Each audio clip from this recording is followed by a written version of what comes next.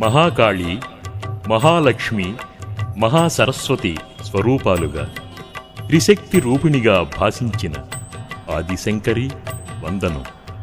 మధుకైటభ, మహిషాసుర, శుంభ నిశుంభ, చండముండాది రాక్షసులను పరిమార్చిన కాత్యాయని, జనని భవాని నమా.